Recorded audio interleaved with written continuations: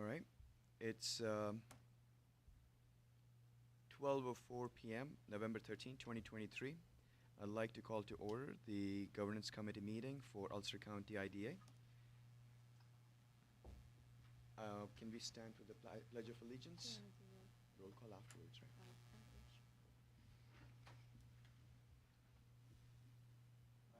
Allegiance to the flag of the United States of America and to the republic for which it stands, one nation, under God, indivisible, with liberty and justice for all.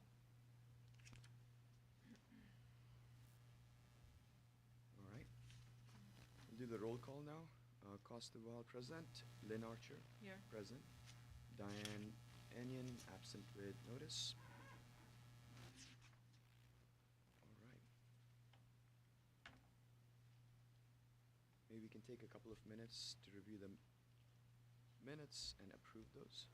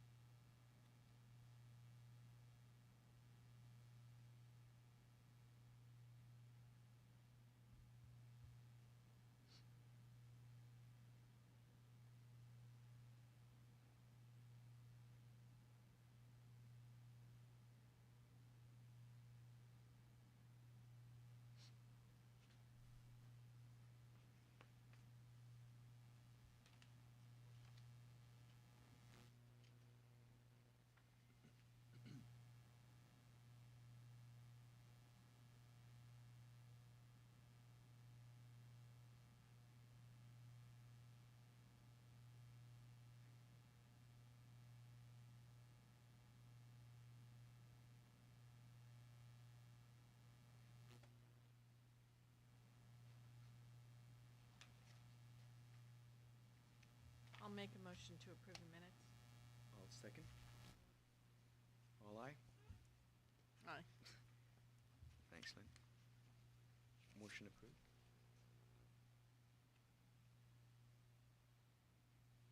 No public comment. We don't need an executive session unless, Joe, you tell me otherwise. No? All right. Sorry, no. I'm Yep. still on the unmute button. No, no, I got it. Thank you. Yep, nothing here. Yeah, so old business is essentially the housing UTEP and policy. Right, and I thought we were going, the last time we met, and it's in the minutes here, we were going to try and meet with a couple of other folks, and I don't know if that occurred. It has not occurred because I wanted to review the draft with you and Diane first before we Okay. go out and meet anybody. Okay, Because if there's anything missing or yeah, we need to address something similar to what we were discussing earlier, right. I'd rather have it tighter and then go to some even legislative members. Yeah, well, I think if I could, I think the Please, yeah. best, let's go through what Joe put together. That's Because right. I have a couple of questions and Right, right. clarifications and some, I think, follow-up things we should be considering doing that will tighten up what Yep. we've got here, So if that's Joe- helpful. No, that is exactly what I was going to at least suggest to Joe. Joe, if you're able to, if you could walk all of us through the draft you had shared, and we can react to that. Sure, happy to do so, Costu. What I have in front of me I is have the it. memo that's dated November 6th to you, Costu. Yep. And there are a total of 6 tabs, if you will. So what I'm going to do is just run through each of these in summary fashion. If you have any questions, Joe? please interrupt. I don't have the Before you do 6th that- memo. It would be helpful to have the 6th memo. So that's the one I'm thinking. Yeah, Have you I have the The first one? The first one. the first one. I do not, And what's? the second one is revised to add certain things that you had mentioned. Is that right, Joe? Correct, All right. that's right. Please continue. Okay, just, I'm a little confused now. So the first one, which I never received, only have the one from the 12th. That's the one. So second one Joe sent recently. Okay, so And I what's the just- first one? Joe? The 12th. Excuse me? What was the first memo on November 6th? No, October 12th. October Or 12th Oc- was the first one. What do you, what? Oh, what- never what's the mind. date? I'm sorry, I never got this one. Okay. She just printed out some stuff. So I never even got a chance to review this. Okay. All right, sorry. Sorry, Joe. The October memo is exactly the same as the November 6th memo, and the attachments, except that I've added tab 5 and tab 6. Mm-hmm. So if you didn't receive the October materials, No, I received the October, I didn't receive the November. If that just came Okay. out okay. with the package. Well, Yeah, I didn't see it. That's all right. Now I'm caught up. I think, Joe, it'll be same discussion. If you're able to go over those, I think Yeah, it'll if be nothing helpful. changed Yeah. in tabs 1 to 4, you just added tabs 5 to 6, that's an easy fix. I didn't know if it was rewritten. I was looking at the red line copy. Is this a red line copy? I The think so. 12th one is red Yeah. line. The 12th one is, this isn't. and maybe I'm confused. What's Yeah. why is there a reference to the 12th? Because we have in the package we have a 12th, and on the side we received November 6th one. Yeah, so That's why. the reason is, Joe, I received the October 12th, but I never received the updated from November 6th. Or if it did, it just came in for the meeting, which I have not had a chance to review, so. I think it went out with It the. went out recently. the- Friday? Yeah, right. Friday? No, when did it go No, out? it was just printed right now and Yeah. handed. Okay, but what I'm trying to say is Never the went out. November 6th memo is the latest one. Okay. Yeah, thank you. And if you've had the opportunity to read the November 6th memo, then you've seen everything in the October memo, because the November 6th memo is a carryover of the October memo, with the exception of I added 5 and 6. Right. tabs 5 and 6. Got it. Okay. So Joe, we can go over those tabs. Great. Okay. So what I did, um, just by way of background, I was asked by Costume, I was asked by Hillary, I was asked by the chair to prepare revisions to the housing policy and revision to the UTEP to reflect the IDA doing housing projects. At the risk of being too blunt, I wasn't asked to do a particular policy. I was asked to do some policies. So these are my thinking, not the thinking of anyone at the table. Right. What I did try to do was, I have been listening carefully at these governance committee meetings and the IDA meetings, and obviously there's been a lot of involved discussion about what the IDA wants to do by way of housing. Some of that is reflected in this, and some of it, frankly, is Joe Scott throwing a dart at the wall. But I think, based on my discussions with both Hillary and Costume, I think this is helpful for you all because it puts something on paper to give you something to react to. Yeah, I thought you did a great job in that regard. I mean, I think you picked up some of the concerns everybody had, so Okay. I think you did a good job listening.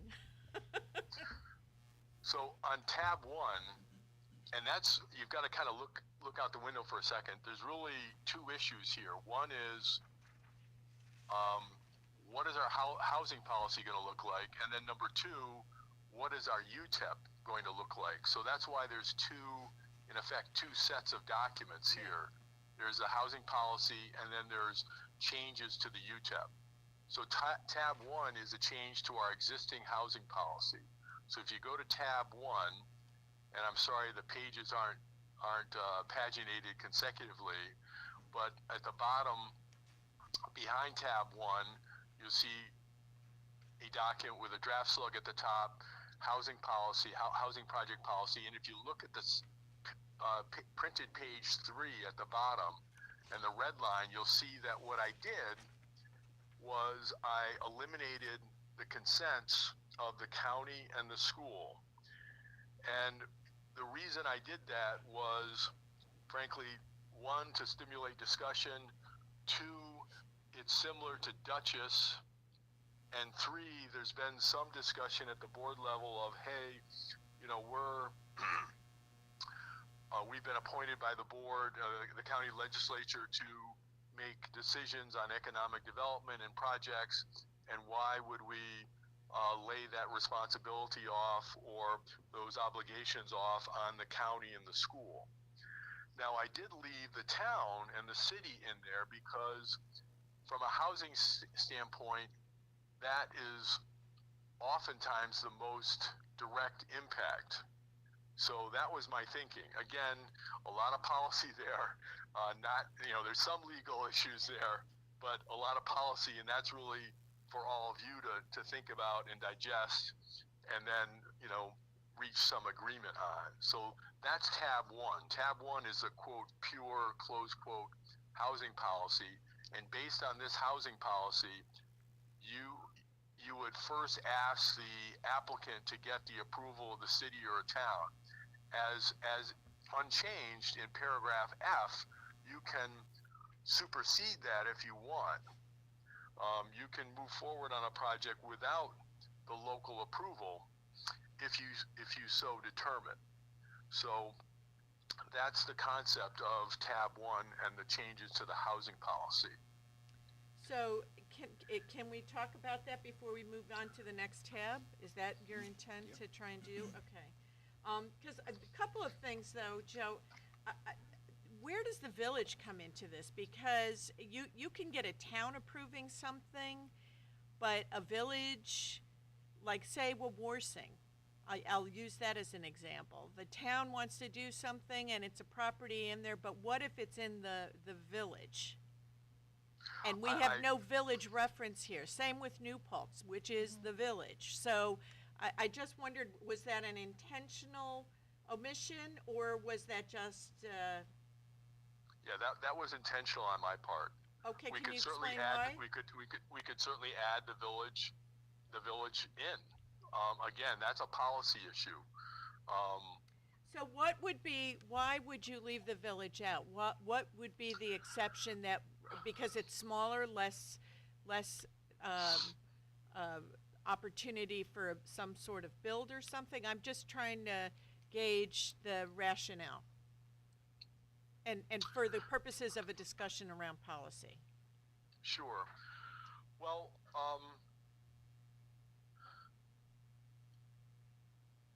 I guess not guess, the overriding issue that I applied there, Lynn, was this concern for multiple overlapping jurisdictions and trying to avoid conflict where I could, um, and to make this process as simple as possible. Um, if we have the town and the village, I could certainly imagine a situation where one approved and one didn't, and then what do we do? Um, so there was frankly some judgment on.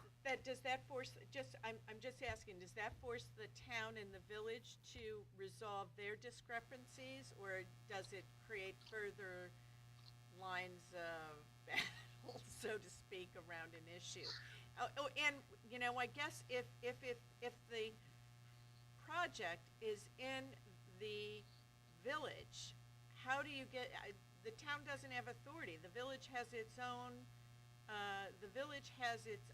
maybe we define it by where the project resides, that governing body, because each has a governing body. The town is a governing body making decisions for the town, and the village has a governing body making the decisions for the village. I kind of like that thread. We could, and what we could do in terms of avoiding conflict, we could say, in situations where the project's located in both a village and a town, the village consent is the only one that we need. That And makes I don't know. Yeah, because otherwise I think we're fighting, And we're I think- creating lines. Yeah, Actually, because Joe, oh, sorry, so go no, ahead. not to interrupt, just to keep on Lynn, your thread. You brought up Wawarsing, and a few days ago I was thinking of Village of New Paltz.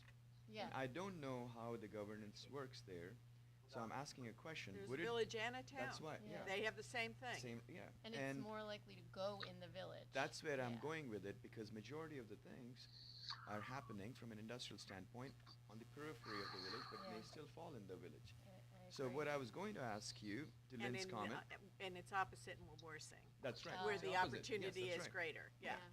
So would it be better, again, it's a question, you can shoot me down immediately, would it be better to say something like the jurisdiction, whatever the appropriate terminology be, and then have, That's what I An just example- said, where Yeah. the project, exactly what I just said, where well, the project jurisdiction resides. could be under the town too, right? No, It is village, no, but if the project's in the village sets the codes, the village makes the decision, Yes, if but- it's in the village. If it's in the town is separate. no, I'm being more specific. I'm saying instead of saying village, town, and city and being boxed into those, instead should we just say the jurisdiction? That's what I just said. Okay. That But where that- the project resides, if it But- resides in the village, if it resides in the town is the arbiter So of the next question that I have is, does that include the school district too then? School district's not even in here, so I that's think the he other took- question. No, it's not here, but that's my point. If we just say blanketly jurisdiction, does that automatically include the Oh, school I see. district? Joe, that's all I was asking. I didn't follow that question, Costu. So if we simply use the term and not delineate every single jurisdiction, but No, simply I wouldn't. say, I wouldn't recommend that. I would that's say what I'm city, going town. for. Yeah. I would say city, town, or village. Mm-hmm. And in the case of a project that's located in both the town and the village controls. Right. But we'll keep that language specific so it's not confused with Right. the school district. Correct, right. That So makes you want to sense. keep Yeah. the school district out And the county out. and the county out, right? Okay. Yeah. I mean, that's my suggestion. Again, I'm, this discussion is very positive, I think. Yeah. I think that And, makes and sense. talk to me about the omission of, county and school. Just because we had challenges, on a project with school, I mean, there is an implication to the school. Absolutely, but again, what I wanted to do was get people talking and thinking. Mhm. My experience generally with schools is that it's a hard lift to get them to approve an IDA project. Now, that doesn't necessarily mean that we should wholesale, ignore them, because we wouldn't. They'd get copies of the notices. They'd be invited to the public hearing. They would be, any of the comments that they made, would be part of the record. But I can tell you, from my experience with the Kingstonian, is that while we did not get the approval of the school board for the Kingstonian project, I think at least, and I think it was actually 4-3 against, which frankly was closer than I thought it was going to be. I would say that at least one, maybe two of those people that didn't vote for the project struggled with why the school should be voting on this in the first place, and what measure, how should they evaluate the decision. And so, I mean, it was a very, and again, I'm being a little flippant, and not insulting. It was almost metaphysical at points, with the discussion. So that's why I left the school out. I think a lot of times, and I've seen this in other jurisdictions, the school looks at us and say, why are you coming to us? And part of it is, frankly, they're not sure what to do with it, the request. And the other part is, while they may be in favor of the project, they're concerned about revenues, and potential revenue impacts.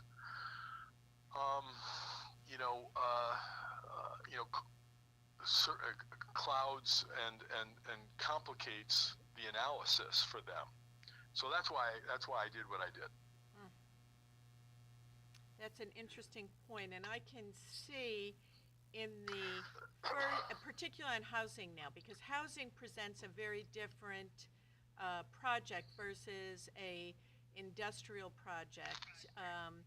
Yes, housing, and depending on size of apartments, etc., could indicate an influx of children of school age that may or may not have been accounted for, right? And so if taxes are, part of it, although in the first several years of any project, it's in the build stage. It's not in, and that's where the greatest deferral of reassessing taxes for a project would be the most beneficial, correct? I'm just thinking out loud. I'm trying to sort through Would the advantages of it and the disadvantages, and while you're thinking about that, and I'm sorry to interrupt, while you're thinking about that, we're not changing our UTEP with respect to deviations. And that was the context in which, that was part of the context in which we went to the school board in the Kingstonian, because that was a deviation. So perhaps logically we say, well, if we're going to change our pilot, structure with respect to a particular project by virtue of doing a deviation, we should go to each of the affected tax jurisdictions who are affected financially, including the school district, and get their consent. Oh, because But that's again, the only place that you really need to do it. That's right. I forgot that. We still have that in the Yeah. UTEP Okay. is not changed there. Okay. And I think conceptually, I mean, when a builder is going to do a housing project, they get the local approval, right? They Right. get zoning, planning, etc., and that would be the city, the town, and the village. Right. Okay. All right. Now, just so I understand, under the section 2, number 1, project, the agency will only consider the grant, I'm going to read A first. The agency will only consider the granting of any financial assistance as defined under the Act for the following projects that provide housing. A project that satisfies the definition of a continuing care retirement community. Is that similar to a woodland pond? Yes. Okay, isn't that a non-for-profit?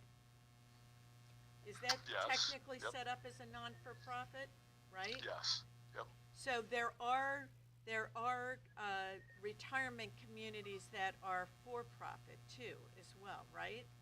Absolutely. So yes. they would not, for-profit communities would not be considered under this, correct? No, they would, I think. Correct. We'd have to Yeah, go to see? E. We'd have to get their approval. Under A, we don't need.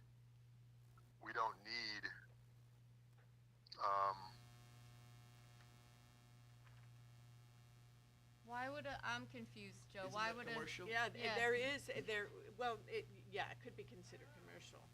But I think that's why we need to clarify in this what is intended, because you go down the next one, I think B gets into the commercial, right? Yeah, but a commercial facility, but, again, but the see- definition of, That's- we're getting into Yeah. definitions then, and so if Yes. our definitions aren't clear, it creates this question. Right, but see, if you look at C,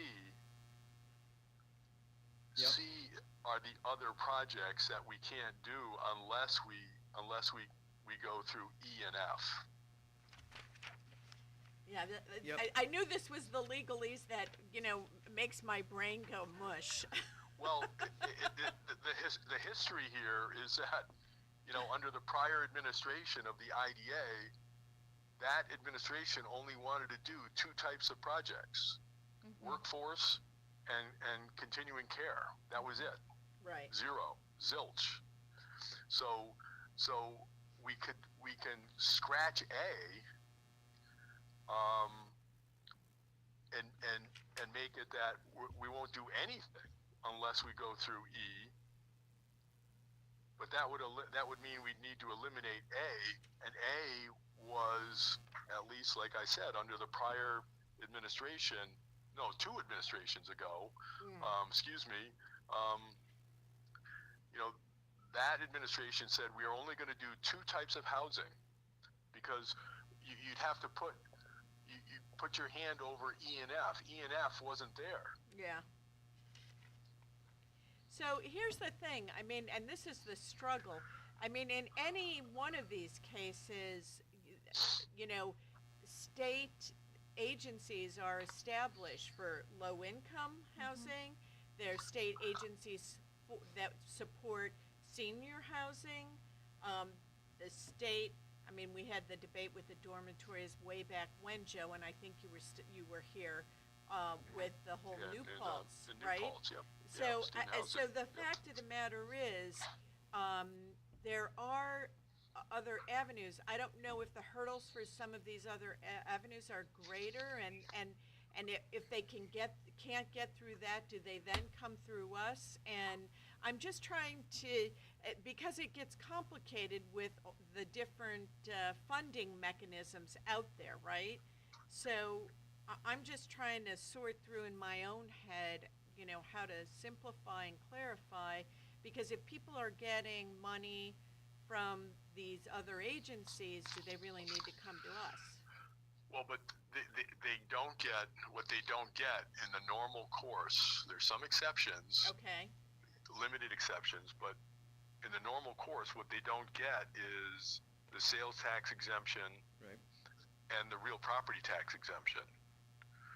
So, market rate housing, even low income housing, we do low income housing projects all the time, where there's state funding, through tax credits or state bonding, but they structure the project through the IDA in order to get the real property tax exemption. okay. So that's the reason they would come to us. Just trying to think. So if they've got the state supporting that effort and the community supporting it, then what we provide in the sales tax exemptions and the real property adjustments until completion, right? And if I may just add to what Lynn is saying, it might be something further out, Joe, but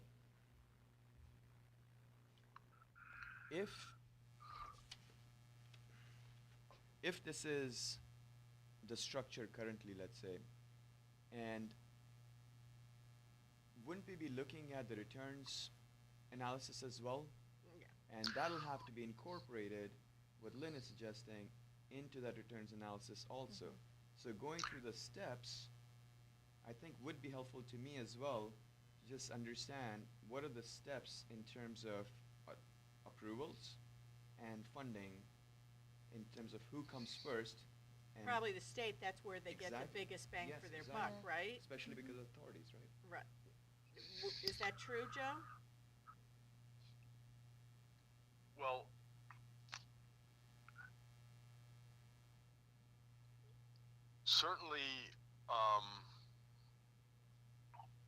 certainly a big part of the benefit is offered if there's tax exempt financing, or if there's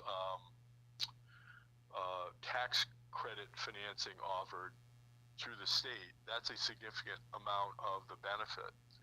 But a real property tax abatement is also a It significant is, Right. yeah. Yeah. component. And so having, what Costu was talking about is having, a financial consultant review the pro forma of the developer and run a calculation to find out, or to determine what the rate of return is for the developer with respect to his or her investment in the project. And that will give you some guidance as to whether your participation is justified or not. So putting parameters on that? Well, I'm not sure if I'm comfortable certainly I'm not comfortable putting parameters on that, but what my suggestion would be is that if we move forward on some sort of housing policy, that in connection with your review of the cost benefit analysis, that you dig a little bit deeper and get an ROI calculation. And there are Which was done post on the Kingstonian. It was done post. Just not almost post, pre. towards the end. Towards the end, Yeah. it was done. Yeah. Yes, Right. it was. But it before did the closing. Yeah, but it Yes. did exclude school tax.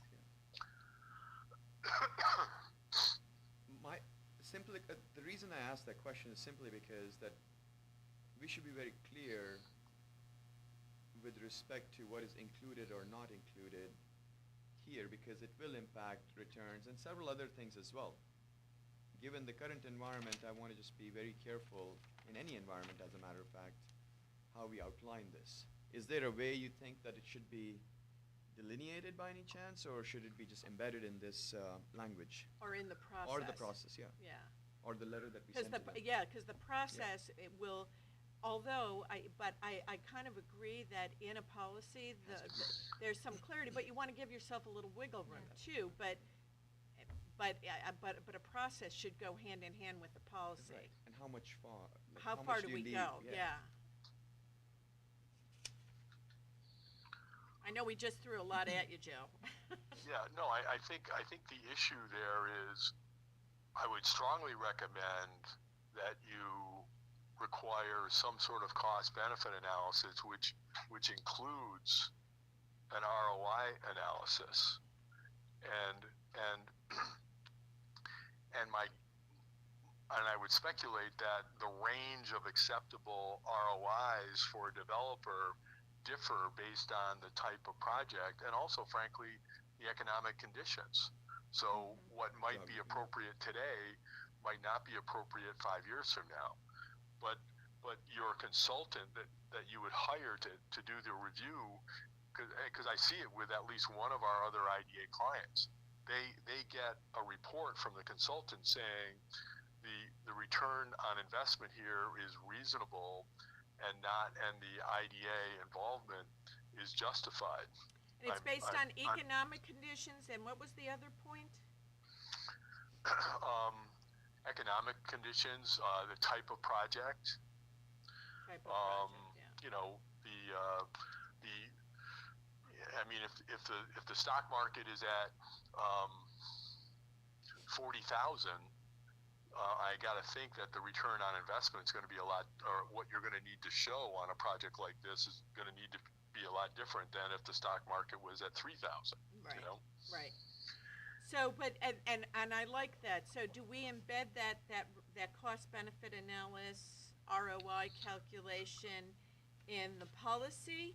And I might add that I believe that should be a third party and paid for by the applicant. Yeah, absolutely. Yeah. Yeah, absolutely. And may I ask Joe, We didn't which let county? him, can we get that question answered? Just should it be in the policy? Oh, yes. Well, yeah, I don't think, yeah, we can certainly add that language. I mean, yeah, so the short answer is yes. Yes, add cost benefit, which is already part of the statute, but with an ROI and paid That means for current market project conditions. applicant. Yeah, And Joe, what I was going to ask was related. and selected by the IDA. yeah. Sorry, didn't mean to interrupt. Which county No, go ahead, sorry. was it? Which county was it that you referred to, and do they have it in the policy? No, they do this on, you know, they have, I mean, they have fairly involved operating procedures, Okay. but not all of them are, quote, written down. I mean, it's, you know, because you could, you know, they have taken the position that they want some flexibility, you know, so, but we can certainly add that to, you know, and we could say something like, you know, at the discretion of the IDA, you know, so that you have some flexibility there. Well, and so maybe it's one of the first questions as we present to the board is, here are a couple of things that we need to decide on that will impact what is in the policy versus what is in the operating procedures. And I think we should lay out clearly, for example, level of flexibility, and if there are portions of the policy where we think that's important, I think we should identify those things right off the bat, right? I agree. Yeah. And Joe, this is a question again. To clarify, if you were to implement what Lynn just said, would it be a reference to the operating procedures, or do we lose flexibility? How are you thinking about it, if I may ask? Not to get in too much detail, but just curious. It is a juggling act, Yeah. Yeah, I guess,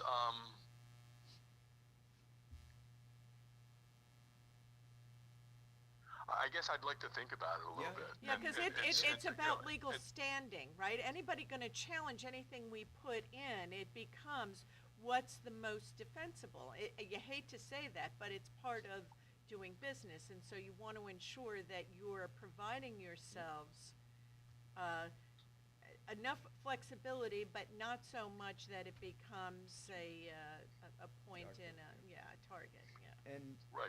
I mean, also- it could be as simple as, you know, when you look at our application, there's about 15 paragraphs at the end of the applications talking about all the different things the project applicant has to do. Mm-hmm. We could say something like, in the case of a housing project, the applicant may be requested by the IDA to provide for da da da da Yeah. da da da da, and such report will be delivered at the request of the IDA in its discretion and at the cost of the project applicant. Yep. So we could have it as simple as that. Right. Or we could have something as we could have a paragraph G here on this housing policy, but I'm not sure if I would recommend that because that kind of locks it in, you in, right. A little bit more, Yes. That's why we were asking. Yep. Yeah, that's why I said, is it better to put something like this in policy, or is it in operating procedures and? Yeah, But and I think the latter ensure would, yeah. transparency for an applicant so that it's not a surprise Right. down the road. But most of them Right. look at all aspects. They're used to looking at all aspects, right? And they should be reading both anyway. Yeah. Yeah. Yeah. Some will be their responsibility. Yeah. Um, Okay, so that's it. The other thing is, and I guess this goes into as we get a little more into the project. I mean, I think there is definitely an opinion that market rate housing should not be incentivized. It is an incentive enough on their return in that investment. So, if we're going to say, if we're differentiating workforce housing from market rate housing and still ensuring that a project is meaningful, and it may be only meaningful to the manufacturing firm coming in asking for this kind of housing benefit, right? So that kind of gets at the twist. yes. And Yeah. Joe, This is- before you, sorry, go ahead. No. I would love to hear your answer to this, Joe, because this came up when I was up and the ABO was talking. The market rate didn't get mentioned. It was, how are you tying these projects to your mission? And, is it serving the workforce community? So. Really, yeah, Yeah. right. And then over time, what happens? That- Does it continue on? Right. Do we still monitor rents? And is there a plan for ensuring rents coincide with median incomes of residents of the? So it's a complicated. Yes. It is. And- That's what I have been And they- going crazy over. In fact, Joe, before you respond, I wanted to go back to the market conditions you mentioned. Yeah. If we mentioned that explicitly, and I'm just thinking out loud, please shoot me down, would that be something that could extend the threshold period, if you may, for certain parameters that will be checked on through the life of the project? And then, Well, For the life example- of the construction project, the or life the of life the- of the project the being deferrals. attached to the manufacturing project, right? Because that's really where we see the benefit Yeah, of the a deferrals. housing policy, I right? think the latter. Okay. We should talk about it because Yeah. this is all coming out, right? Yeah, no, it's a complicated Yes. issue. It is. I mean, has anybody cracked the code, Joe? Well, one of the things I think I saw other IDAs doing was tying it not just to, but is the project, the housing project accessible to manufacturers, that may be In the wanting vicinity, that, right. is it on a bus route? What is the manufacturer paying as wages, and then is that project affordable for people living there based on getting wages from that manufacturer? Is it kind of like, does it fit in, and they talked about Micron a lot, which is coming out to Western New York. I mean, that's 3,000 jobs. Right. And that's a pretty rural area. So they're going to need to bring people in from other areas. And that was the last point that I was going to add. Rural areas, does that? So we're talking about market conditions. Does location matter as well? Because there might be certain locations where a developer doesn't get a same return because the market conditions, local market conditions, are different than the macro conditions we were talking about. Or is it going too detailed? Well, we have the distressed areas part that we Yes. can do. The Brainstorm. overlay. Yeah. Yeah. So I don't know how that fits in, but. Sorry, Joe, we're throwing a lot at you. Well, I think what it boils down to is that it highlights the complexity of a housing project and doing it in a fair manner but also in a way that is going to, I mean, people in Kingston are looking at this housing policy as the, end all be all to address the housing issues, and that's not what That's this is not. going to be. It'll be far from the mission then if we were to do that. Yeah. We have Yeah. to stay close to the mission. And they were very, strongly worded on staying close to, that IDA stay close to the mission when it comes to housing. And I think Ithaca, do you know Ithaca at all? Do you work with them, Joe? They're like a, I'm sorry, what was that question, Hillary? Ithaca has an IDA, yeah. It's its own Yeah. IDA within the county, it's not a county Yeah. IDA. And they basically say if you're coming in to the IDA with a housing project and it's tied to something else that's not specific to like a manufacturer or something, you've got to get the backing first of the housing authority Right. or whatever else. Like you can't come in and do one independent. A one-off, yeah. Of another. So it's requiring governing- so it's requiring state engagement? Yeah, so if you're gonna come in and do a low-income project, let's say in the city of Kingston, you'd have to be tied to like the housing authority, Kingston Housing Authority or RUPCO or something. You'd have to bring in that backing. You can't just come in and do your own low-income housing. And then they also do conservative 10-year pilots and really try to stay away from complicated deviated pilots for housing. So they have a very conservative policy, but they're finding that they're getting a lot of housing projects to come in with that. Yeah, because everybody needs, they need housing, and if someone can get someone to finance a housing project and thereby increase a greater return on their investment in the housing, then of course they would do that. So, but we want to ensure that it, meets the needs of the community, meets the needs of businesses that we're bringing to the area, That's right. because that is really driving what we do. Exactly. That's the We point, do yes. not, it's not about addressing where we have housing issues in a neighborhood. It's about addressing housing issues as it relates to economic Absolutely. development. That's right. And job creation, yeah. And job Yes, creation. Exactly. So, and we've got that pretty clear, I think, or do we need to clarify it even more in our purpose? Well, maybe we add a reference to housing specifically in our mission.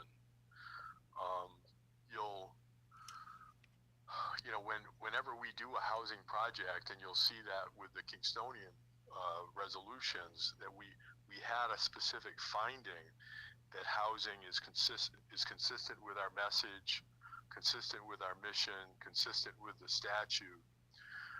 Kingstonian is a little bit of an easier housing project because it's a mixed use facility. There's a hotel, there's office space, retail.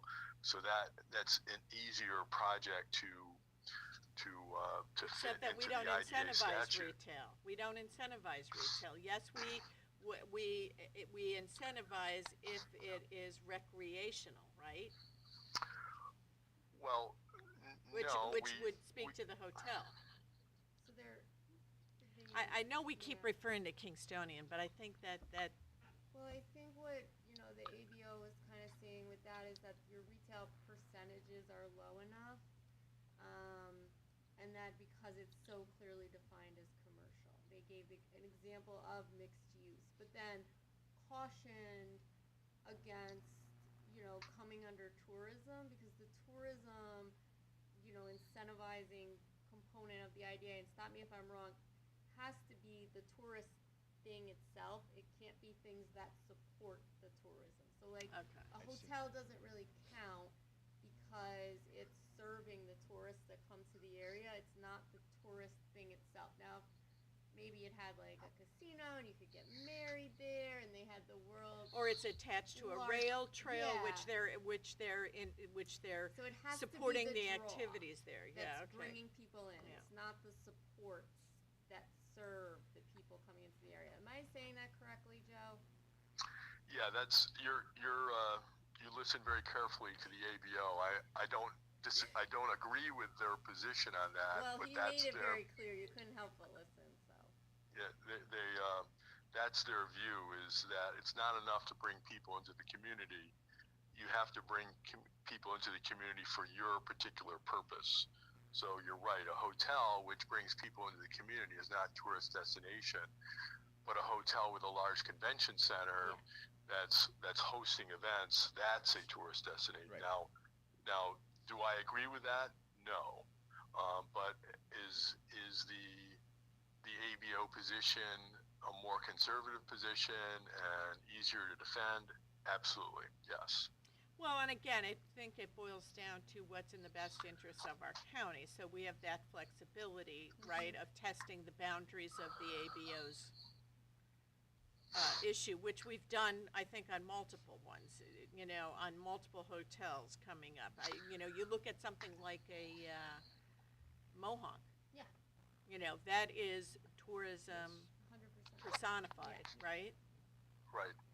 And Joe, when you Well, mentioned, we've also amended our policy with respect to retail and hotels, so that we can't do a pure hotel. right, Good. Yeah. That was something this IDA said. Well, we're not going to do that. And that impacted the project in the town of Ulster, right? As I recall, or am I recalling correctly or no? Well, I don't think we've said no to a project yet, have we? We may have. Hotels haven't been very, and we're kind of getting far afield here. Yeah, I know. Thank you. Hotels haven't been favored with this IDA for some time because of the wage issues, and whether the job numbers that are estimated are actual, so. Joe, let me ask you a question related to what you said a minute ago about mission, potentially revising the mission. Purpose, How, yeah. how does that, how would you, and again, it'll have to be thought through very well, but how would you think about drafting something that does not go against the ABO, that IDA should not be working on housing projects? Because that, according to ABO, that's my understanding, that according to ABO, that strays far from the mission of employment creation and other economic development aspects that we have in the mission. Well, I didn't have the opportunity to go to the event last week, but I have, one of my colleagues, Shannon Wagner, went. And the fact that the ABO was talking about doing housing in the first at all Is a step in the right Right. direction, yeah. was a remarkable development. Shift, Oh, okay. Well, And, Yeah. That means it's on the table. yeah. So, and look,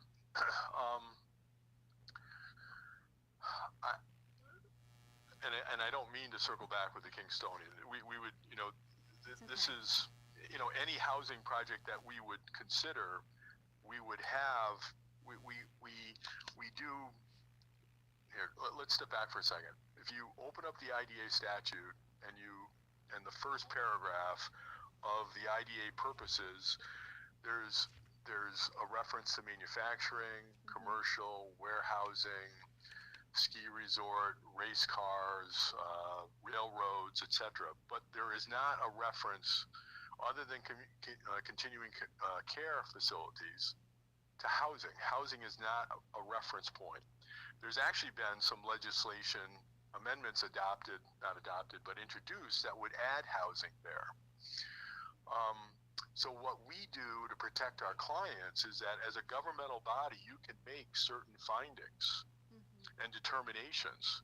So if and when we do a housing project, there'll be a seeker resolution, an approving resolution, but before we do the approving resolution, there'll be what is called a commercial findings resolution, where we go through the elements of the housing project and we describe how it's a, quote, commercial project. And it might be because it's located in downtown Kingston, and accordingly there's going to be foot traffic to businesses, et cetera, et cetera. Or it might be providing housing for a particular demographic that's been priced out of the area, and accordingly the jobs that those people serve are going unfilled because there's nobody there to. So there's a whole slew of elements that connect housing to economic development. I mean, one of the first questions, if Amazon came to you and said, we want to put a 1 million square foot facility in Ulster County, their first question is going to be, do you have, 35 acres? The second question is, do you have 500 workers? And if you don't have the housing for the 500 workers, and that might be market rate housing because it might be all high income people. Yeah. Maybe they're bringing their corporate officers there. Well, that doesn't sound like workforce housing to me. That sounds like luxury, high-end market housing. So that's really, those are the issues that people struggle with.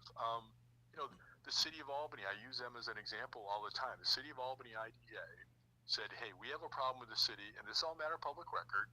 We have a problem with this city because it's not a 24/7 city. People go home at night.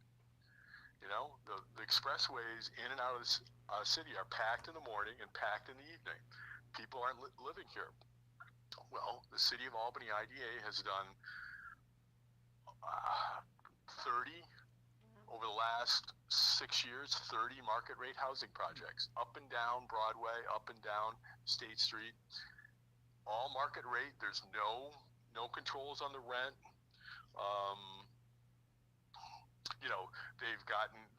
They've looked at the pro formas of the project applicant. They've run ROI analyses. They've considered inflation. They've considered the cost. They've had third-party consultants review the numbers. But now, I look out my window, I see people walking their dogs. There's a dog park right across the street from my office.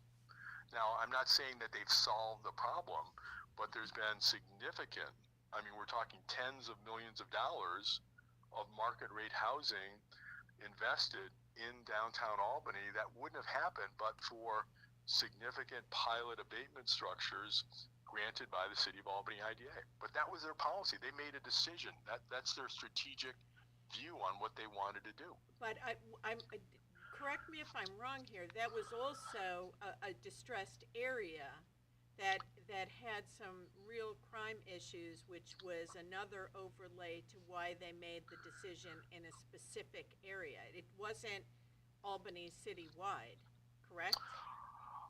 The focus has been, yes, that's correct. The focus has been downtown, but they have done projects outside, in areas, in census tracts that are adjacent to distressed areas.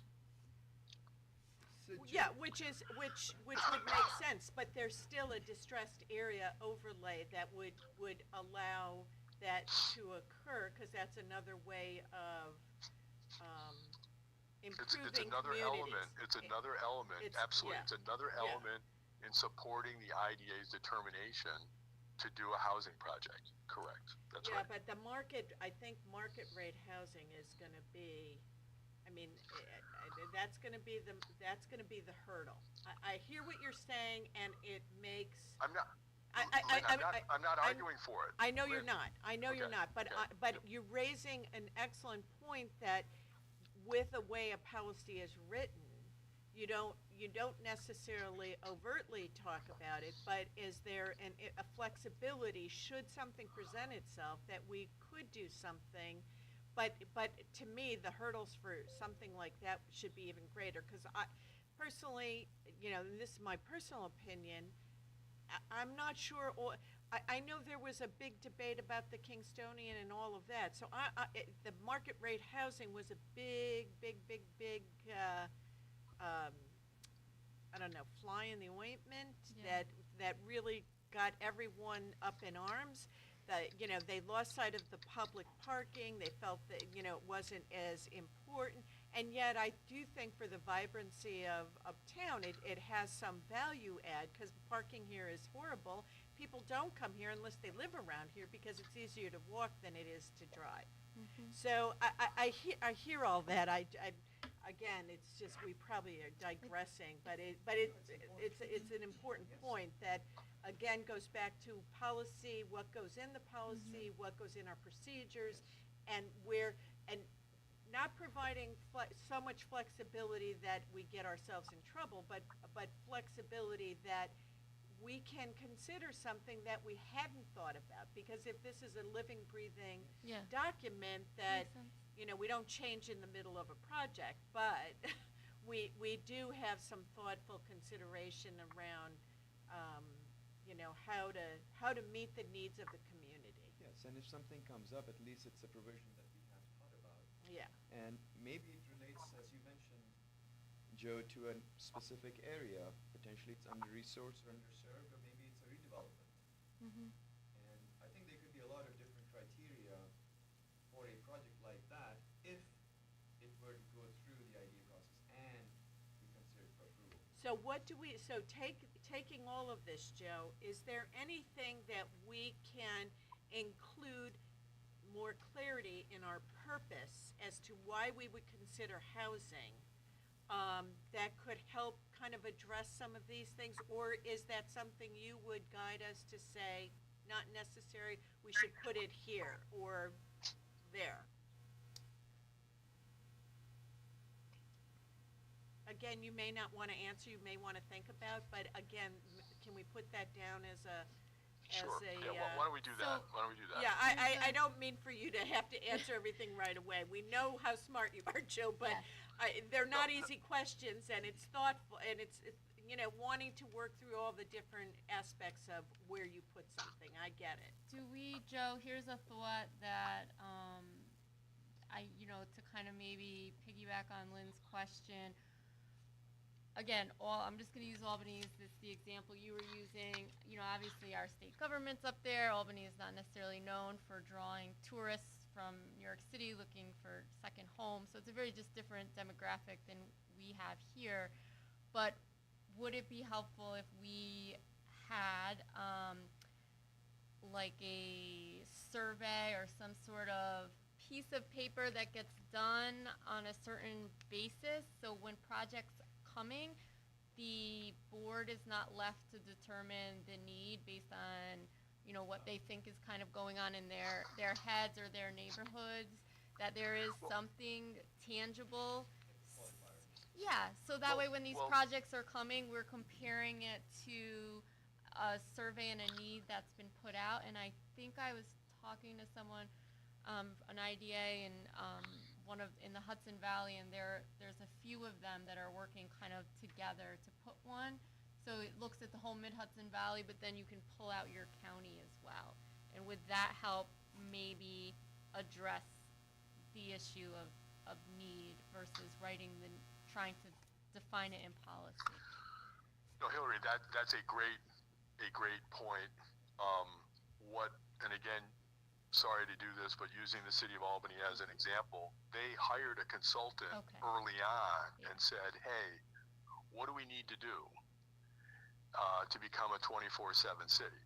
And they said, well, one thing you need to do is you need to create more housing stock. We have all these vacant commercial office buildings in downtown Albany. We need to convert them, and that's what most of these projects have been, conversions. There's been some new construction, but there's also a lot of conversion, and that's helped two things. One, it's reduced the vacancy rate in downtown Albany, so it's statistically it looks better.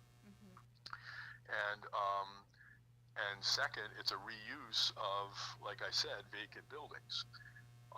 The second point that the consultant was asked to address was, does the development community need assistance in order to undertake these projects? And the consulting team did an analysis and said yes. The tax rate structure in the city of Albany is such that no developer would undertake a housing project in the city of Albany and pay full boat because their ROI wouldn't support the project. And so there was black and white excuse me, black and white support for for granting the abatements and the assistance that the IDA or has been offering. So it's been a very professional, very profound, very logical, very step-by-step process where the development team has supported these efforts. And what was particularly at the risk of getting into real detail, I mean, the current mayor was on the board of the IDA when she was the elected treasurer. Currently, the elected treasurer is on the board, and they both, even though they, obviously are concerned about tax revenues of the city, they're very supportive of the IDA's efforts because they recognize the tax imbalance and the need for development to get the curves righted with respect to development and tax rate. I mean, there's been such a flight, frankly, in general, you see it everywhere, not just the city of Albany, to suburban, suburban living and also suburban economics by commercial economics that downtown cities have been hurting. Yes. So the short answer is yes, and that's I do follow. I think you're talking about Patterns for Progress. I do follow their materials, and getting and the city of Albany has a consultant's report on the shelf that says, "Hey, And that we and, need to be and that we need to be doing this." and and that consultant was hired by the mayor, right? Yeah, it was hired by the city. So That's right, the city of Albany. that Yep, goes yep. back to, I think, one of the key things that, I think we've had a missed opportunity on is really closely linking the IDA's initiatives to what is being driven at the county level. Because without that, it is very hard to get all the moving parts. Yeah, and the fundamental theme seems to be revitalization. Yeah. If we take the Albany example. Right? Well, Yeah. that worked for them, Yeah, but no, it will not have to sure be what different they, for us. yeah, it might be different here. Anyway, this is all really helpful. I think it just further makes my head spin about all that needs to be done. But kind of going back to, because we just hit the policy, right? So I think we addressed the village or where the project sits and or project resides, if it resides in both the village. And again, this is all policy. Does our policy get a public hearing? There's no requirement, but my suggestion would be that To we do hold it. a public hearing for both any amendments to the housing policy Yes.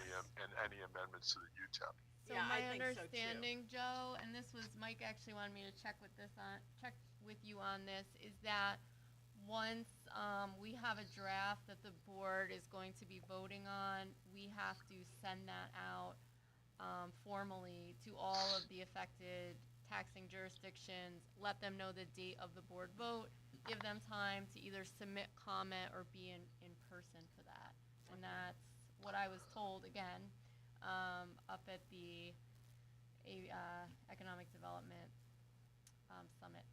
So again, if we, to the point we had talked about earlier about distinguishing village from town, from et cetera, that gets clarified in our policy and they have a chance to opine and maybe they'll bring up something we hadn't thought Yeah. about, which I think is important. So am I correct in that we have to let them know formally and then, give them the opportunity for input or to attend the meeting and we have to let them know the date the board will be voting on it? Hillary, I'd have to check the statute. Okay. My memory is that there wasn't anything that required a public hearing. Not a public hearing, it's just a public public notification, yeah. Yeah, okay. Well, my recommendation would be that we hold a public hearing and that we certainly notify, and as part of the public hearing process, we would notify formally everyone. I mean, periodically, this IDA has amended their UTEP, and and we've had public hearings. We've sent out materials to each village, town, school, the city, and the county in connection with those amendments. You know, we send out a red line showing what the old language is, what the new language is. Yeah. You know, memo and explanation. So sure, we can do all that, and I can double check the statute. But yeah. So we're on the same page there. Okay, yeah. What are the exact language? We can figure out what that Right. is. And one more thing, in here, I thought that one of the letters that we were trying to do was put the onus on the project person to Yeah. gain the taxing jurisdiction's approval and then coming to us once they have those approvals. So that the onus would be on them to do the legwork, Yeah, that's what Mike had wanted to. but that's not what this says, right? That's true, but and again, you're doing a very good job of repeating a pet peeve of the chair. It says the agency shall. Historically, and I've had the opportunity, my office has done your work for years and years and years. We have not ever gone to the affected taxing jurisdictions and gotten their approvals. We have always made the project applicant do it. Okay. We can make that quote clearer in this language, but the bottom line is that we can condition as we see fit how we get the approval. So operationally, the project applicant has always gone to the project, the affected taxing jurisdictions to get deviation approvals. And is that why we say agency will attempt to? No, that's the out clause. That's the out clause, right? Yeah, Yeah. that's I the think out we clause. just, yeah, maybe. But I can certainly wordsmith that. That's All right. that's Yeah, let's that's just not an issue. tighten it. I'd like it for it to be as clear as we possibly can Yes. make it and not have any confusion. Even if there is a caveat where we can override, which it always makes me a little concerned on an override of a community's want and Yeah. desire. Because I think we're setting a project up to fail. If we can't convince them why it's a good project, then and the project leader, the applicant can't convince a community why it's a good project, then should we really be overriding someone? Is it for the purpose of kind of that, like, what is that term where they have like the loud minority? Like you have one person who's being very vocal against the project, and people who like it kind of just sit complacently to avoid one person kind of putting to bed something that the community Well, likes. but that's why I think that it's the elected officials, which Who are represent having and that's who they should be going to, the elected officials, and let them sort out, locally let them voice their concerns with their town halls, which is what is intended. And if the community, if the town board, because that's who then makes the decision, not, Yeah. it's not that one lone person, but if if we can't convince the town why it's a good idea, or the project applicant can't convince the town, then maybe it's not a good idea for the community. So, overriding that, I mean, it just, you want people to do their jobs. Yes. The only thing, and this could be where the chair has gotten in my ear, is the idea that you don't have maybe towns or school districts who understand everything about a pilot and an IDA, and if you have part wanting to go through, you have part who just don't, then what is I don't want to use the wrong language, but what is the point of a board who's represented, and put in place by elected officials, sitting at the table doing all of this work on a project, if you're then going to go to people who aren't elected to do that, Yeah, but giving if you're yourself going that through a out. but if you're going through a town board, those are elected officials. Those are people that the community has put into office. And if the town board approves it, then we Then we're have the good. answer. If the town board doesn't, and the applicant hasn't convinced the town, even if we think it's a good idea, we may not know what What's is the in the ins and outs? community. And to me, the community should, now, if it's political, I mean, there's That's all where I those. think it's the idea is that you want it, but if there was this one little thing and then, Yeah. you know, think- don't know, think- do you want to yeah. give Has yourself been the out. out, I guess. Yeah. Like when you take it out, you lose the out. And that would be, I think, where, I don't know. Here, the only concern I have with that, is, if we're trying to be transparent, if we're trying to work more closely with our communities and show the advantage of what we're doing, we can't, I think we have to be cautious on how we lay this out. I think- 100% agree. I hear what Mike is saying, but I also know that, part of the bad rap is when you're dismissive, and you can't dismiss people's concerns. No. You try to help them better understand where this could be of value, and I don't always think we do a good enough job. I think we are more dismissive, and hence why we get a rap where people No, don't I believe agree. we're looking out for the best interest of the community. So I don't know if there's a way, Joe, to have some kind of language in there that does give it without it being dismissive. Yeah. So I like guess that would be the way to put it. Yeah. Any thoughts, Joe? It's one of those things he's gonna You have have to to think about ponder it. on. Yes, All right, so then we at least got through the Okay. policy. Tab one. Yay! Tab Joe, one. should we quickly summarize, or how do you want to do it, but tab 2 and so on and so forth? Sure. I'm just taking notes here. Oh, yes, please. Okay, so tab 2 was my effort to model at least one potential. And I'm sorry, I didn't really, maybe I wasn't listening very carefully to the roll. People in the room are Kastu, Lynn, Oh. Hillary. and Hillary, Yep. and Lisa. Lisa. Yes. Yeah. Yes. Okay. So as you know, in our UTEP policy, we have a matrix Mm-hmm. which has a points system which affects the extent of which the financial assistance is calculated.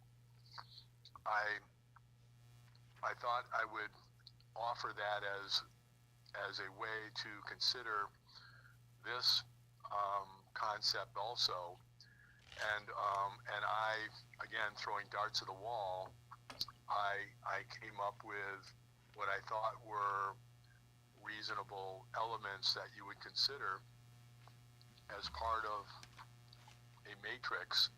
You'll see that I put brackets around the numbers, one, getting 1 point, 2 points, 3 points. Some of these columns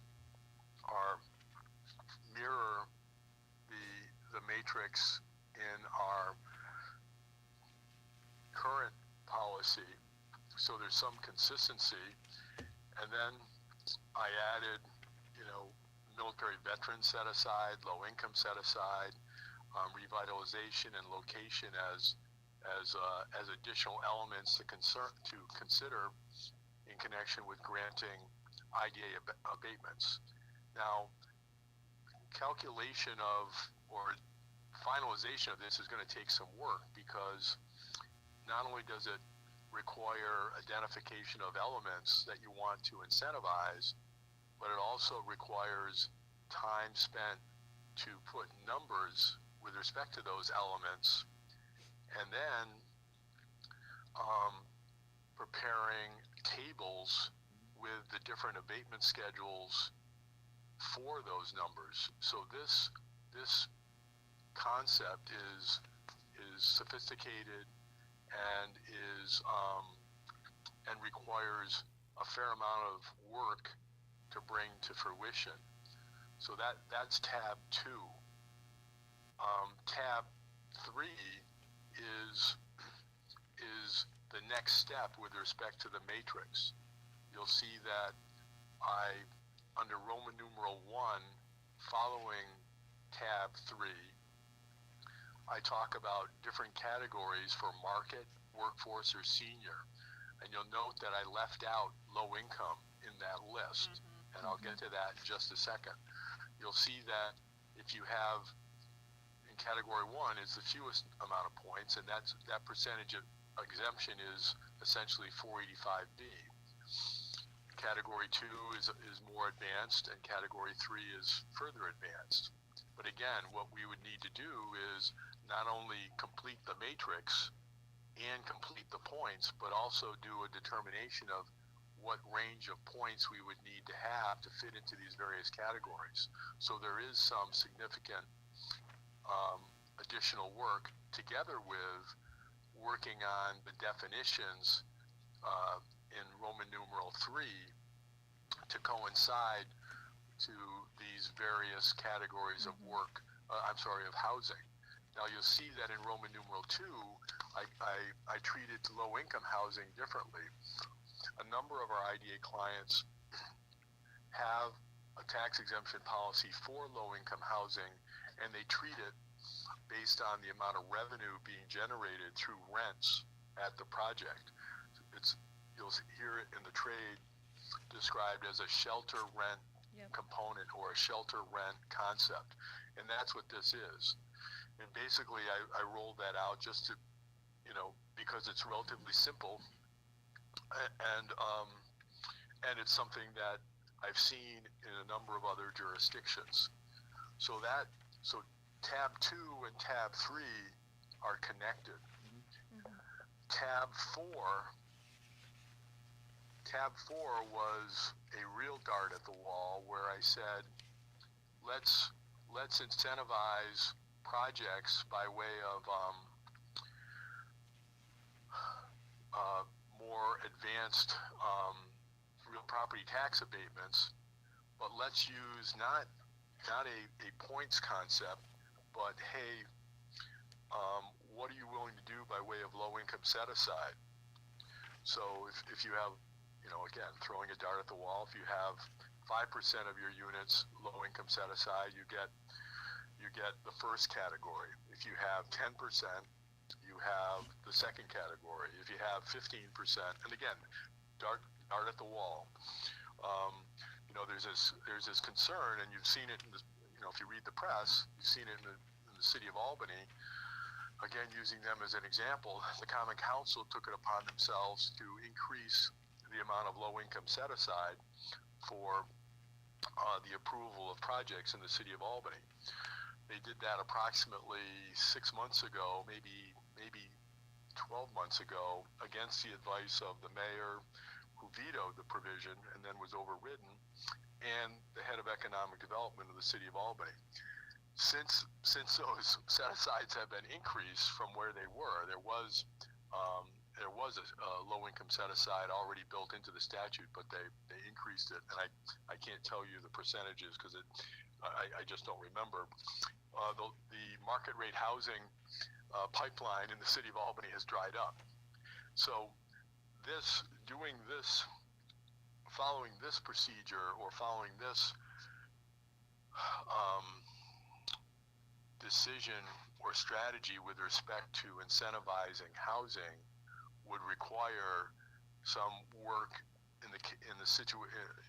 with respect to, okay, how much low income set aside can a developer afford and still have the project pencil and still have the developer willing to do the project.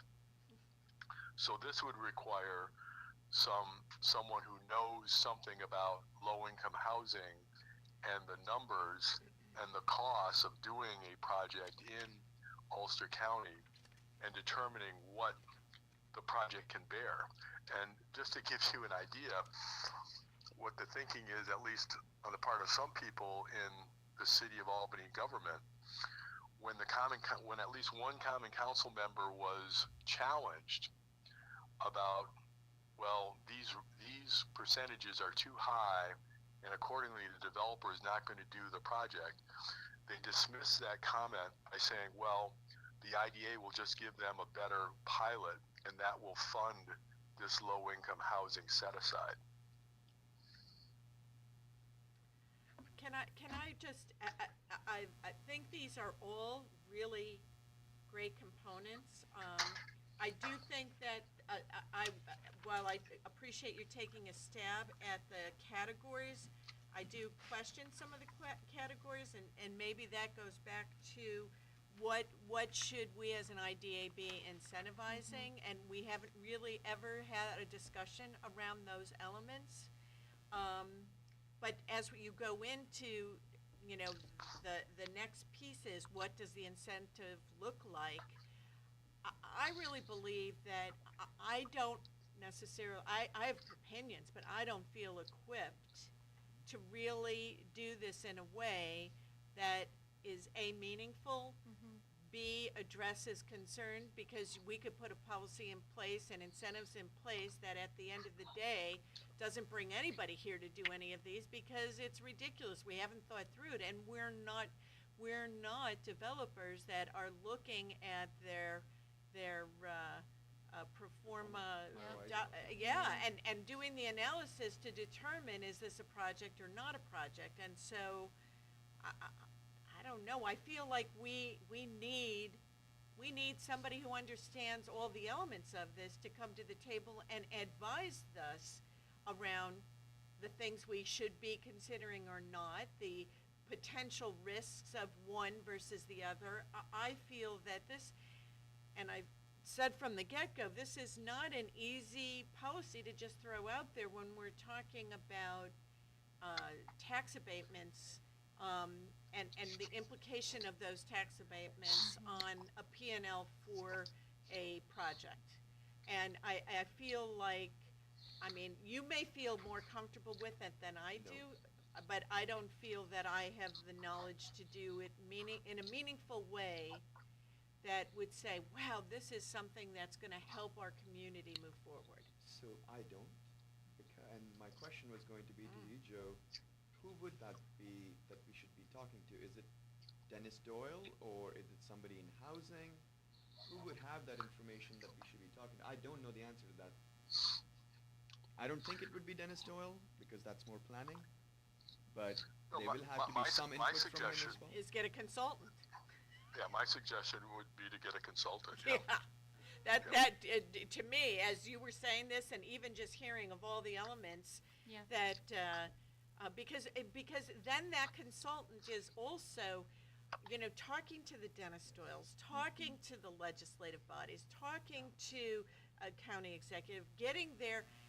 I mean, I know that this is not going to make Mike happy, but I got to tell you, I'd rather us, if we've got a project that is currently attached to something, let's look at it as a one-off. But I feel like, oh my God, I keep going back. It's not that I don't want to do something. I want to do something. I want to do something meaningful. But it is, you know, we're not housing experts. We're not housing I mean, experts. you can vote, I think, and this is what Mike, I don't want to put words in his mouth, but my assumption is vote to lift the moratorium, let projects come through on their own merit, and then work through all of these questions so you have a housing policy that you really like. Here's my concern with that, and I've said this to Mike, and I'm going to say it out loud again and be really clear, that without lifting what we already have is not sufficient to give anybody a level of confidence. You know, right now, maybe the only housing project we should be doing is anything attached to a major manufacturing project. And if it's not attached to that, we shouldn't be doing it, because we don't have enough information with which to do it. I mean, that could be, you know, come down to that kind of question. But you know, again, it's not a simple task. It's No, not a it's simple not. And issue. I think you run a risk when you're incentivizing the wrong things. housing that doesn't tie directly to the mission. That would be my concern. Yeah, because I then, act- well, I how do you actually defend have- it? Yeah, when As you a say- council, you ask council on that. How do did you you defend not, it? and then how do you get a developer to come in and say, I you know, wanna work how there. come Yeah, someone who's doing low-income housing is getting a better pilot when I'm doing workforce housing that directly ties to what this business is asking for, you know, to house the workforce that they hire. So yeah, right. so that would be, you know, a question I think we would need to really be able to stand behind, and that's where, Well, and even just what we're Yeah. incentivizing, because I look at, let's think about this. Ulster County has taken a lead on a multitude of levels with regards to the environment. yeah. We have the weakest column here, which is the environment, and this is not, but it obviously needs to be filled in, but there's Yeah. a lot of work that needs to go into this, that what is realistic and what aligns with some of the current goals that have been put in place and that are achievable without blowing out a project. Yeah. So I just feel that's one element of many here that I think it creates a complex issue that I don't know we have a quick answer for. And I think and correct me if I'm wrong, Joe, but I think also what developers are gonna wanna see from us is something where they're not gonna have to do a deviated pilot. They're gonna wanna come in, Consistency for and they're gonna everybody. wanna know what the incentive is. And for how long they can That's have right. it, Yep. because they're gonna run their spreadsheets based on those Exactly. dates. They don't wanna have to come before, and they wanna either know, is this gonna work for me or is it not? And I Yeah. think having a housing policy that's not dependent on a deviated pilot is what developers are gonna wanna see, in order to wanna come here. And doing one-off may not be consistent with future projects. If we really, really think it's a straight ball out of the park, then it may be, but I don't know if we have enough information just yet. So, Joe? Yeah, Joe. Well, one thought would be that you hire a consultant to do a county-wide review, and in the meantime, you lift the moratorium and say we are willing to consider housing projects, but as part of any housing project, we need you to fund a consultant's report that shows what your pilot ask is consistent with a reasonable return for you and not profiteering, so that we're comfortable with the ask. And then under your UTEP, you either treat it as a deviation and get the local approvals at all the levels, or you say, look, during this interim period, we're going to exercise our power to not require local approvals on any kind of deviation, and move forward based on the strength of the consultant's report that shows that the pilot ask is reasonable. So, I think that maybe can get us there. It makes me still uncomfortable, but that's where I think I think before you even do that, you hire the consultant, because it's not just helping us develop, but also being part of the review process of any project coming in. And maybe, again, we limit that project to those attached to manufacturing facilities, right? Or maybe Maybe one that I think if you come in and you say we're gonna lift the moratorium, blah, blah, blah, blah, blah, looking at each project and making sure it clearly aligns with the very specific types of workforce that the IDA incentivizes. Is that Sorry, your that's my parking? Yeah, I have 5 minutes. Okay.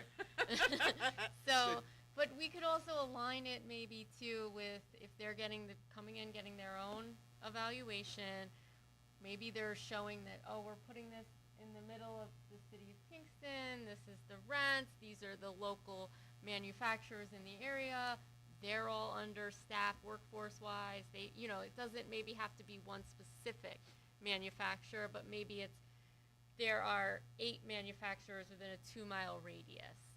So we could maybe ask for those things from the consultant to show that this is tying to our mission. Okay, so here's what I'm thinking, and you guys tell me.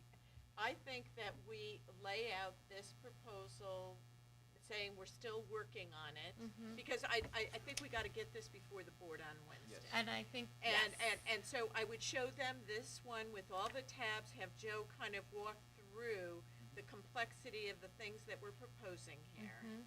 And then if Joe, if this is doable, or I don't know, between all of you and Hillary, if we come up with a simplified proposal that goes into,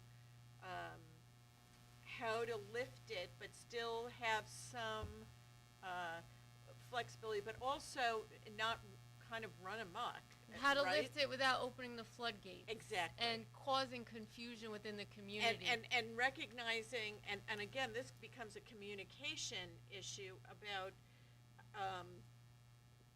recognizing the complexity of the issue and, you know, having gone through all of this, realizing that, you know, we need the, you know, help of someone who is has expertise in this area, because we wanna do justice to the Yeah. community, to the, you know, whatever. But we don't want, you know, we don't want to stop the county's agenda of bringing in housing, which is desperately needed, Right. by having a moratorium that goes on kind of indefinitely, because we're waiting now on a, Well, and, So that's a but good again, point. this is housing, remember, this is workforce housing Right. for attracting businesses here. So that's why I think it's not addressing our per se housing issues in some of our communities, No, but it's it is attached to the driver of economic development and making So- it clear.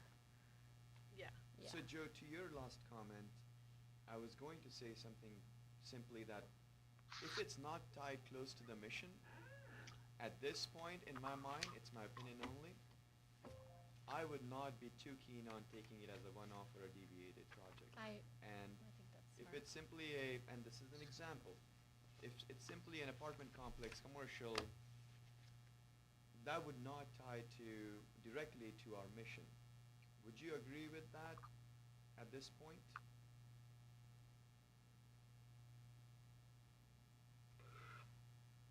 Sorry, is that to Joe Scott? That's Yeah, Joe Joe Scott, yes, Scott. sorry, Joe, yes.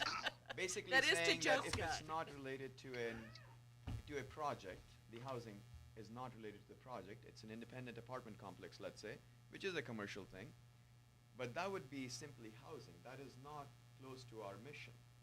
So if we do something like that, do we set a precedent saying, and do something wrong actually?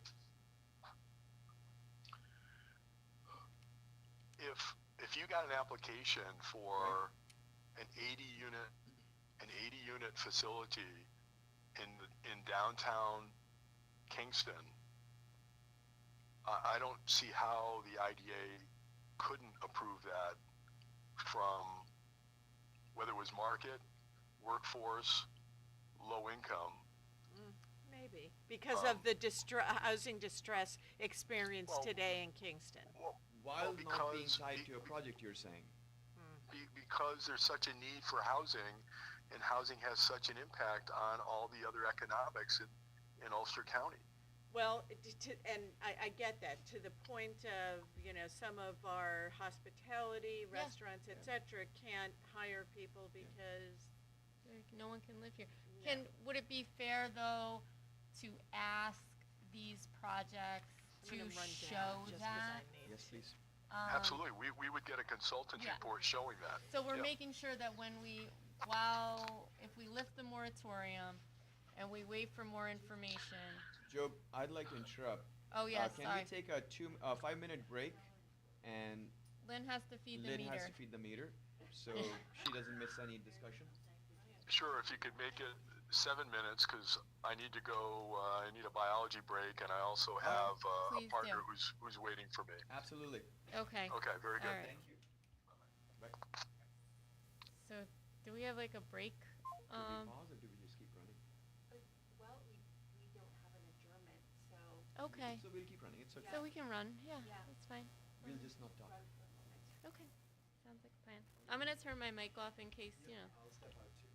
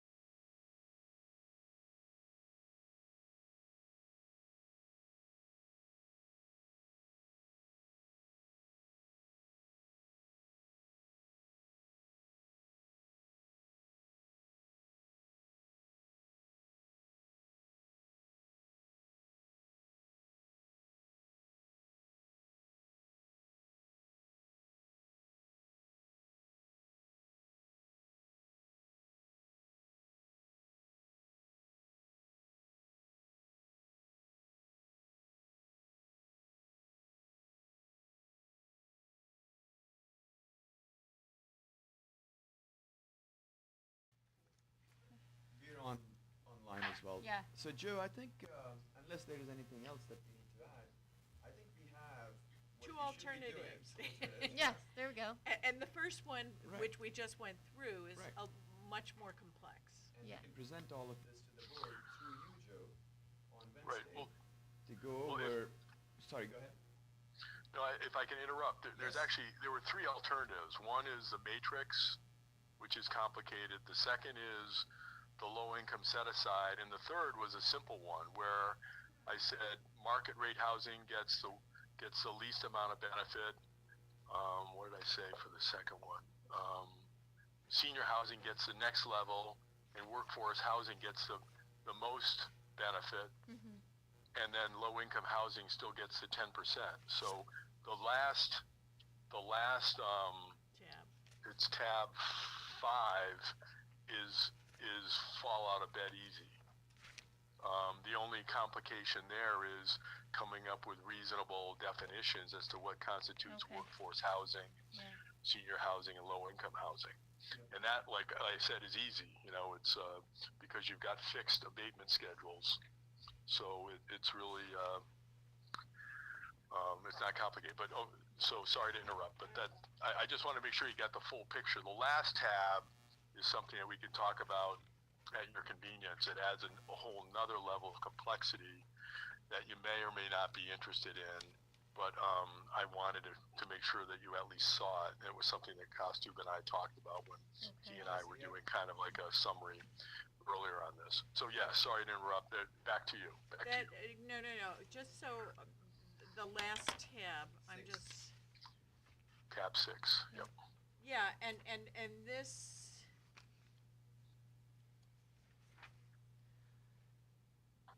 could you just briefly just Sure. highlight what that What- last what- tab is, just so I what don't have that- to read the whole thing?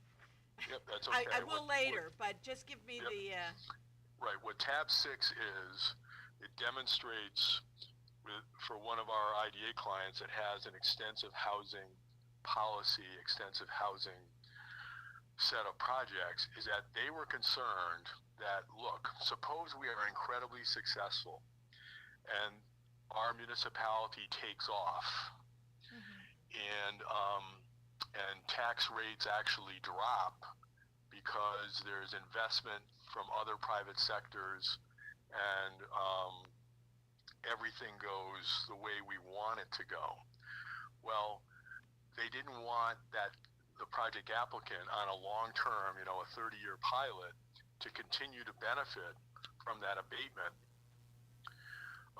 if the community takes off. And so what they said is that beginning in year 13, we're going to do a calculation of what your pilot payment is under the pilot structure, and then what your payment would be if we took 11.5% times your gross revenue. Okay. and and if- why and- 11.5%? Is that the remainder?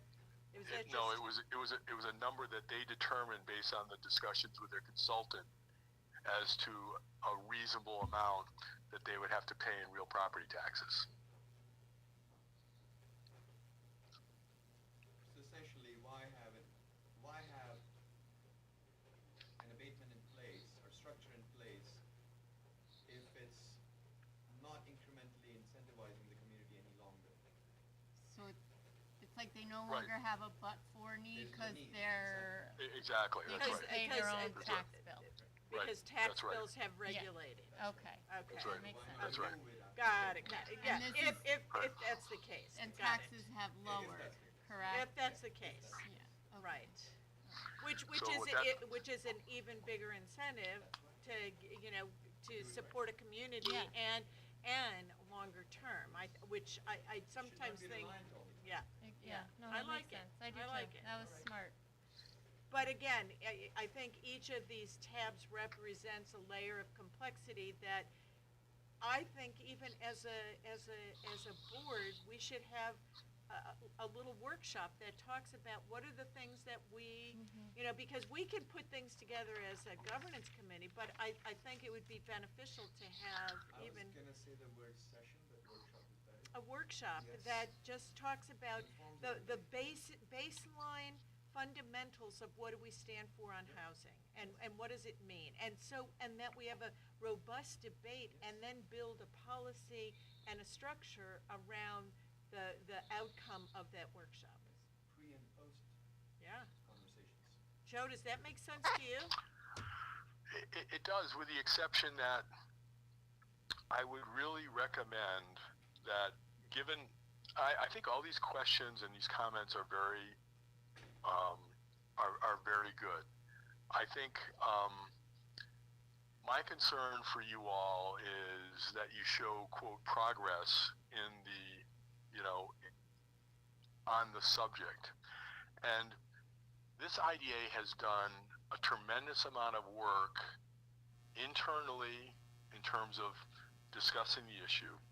And you've also, you had a work session where you invited all these people from, government, private sector, etc., to talk to you about housing. And that took place maybe 2 years ago, maybe 2.5. And I was sorely, I'm sorry to be candid on this point, I was sorely disappointed by the level of comments that we got. Here we were reaching out, asking for help. The only person that really provided any value and any guidance was Marge Gallagher. Mm-hmm. And she said, God damn it, go out and do something. We need help in housing. Give them pilots, give them sales tax exemption. We need projects to happen. Steve has talked about a housing czar at the county level. Is there a housing czar? I'm really being, so. No. I'm being incredibly blunt. Oh. So what you need to do is you need some guidance, and the only guidance that you're going to get, frankly, is from a paid consultant, because you pull someone in from ABC, the town or the county or whatever. I don't think you're going to get much. You're not going to get much to put your hat on. Yeah, you're right, and I think that should be the recommendation, Joe. Not to interrupt, that should be the recommendation. Yeah, exactly. You and I understand. Okay, that's good.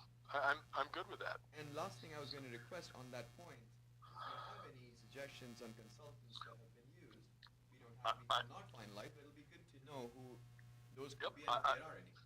I'm going to dig up some names. I'm going to dig up the name of the firm that did the work for the city of Albany here, and I believe they're out of Cincinnati, and they're crackerjack. They're really good. Oh, okay, all right. Okay. Great. All right. So I think we have a plan of action on what to do.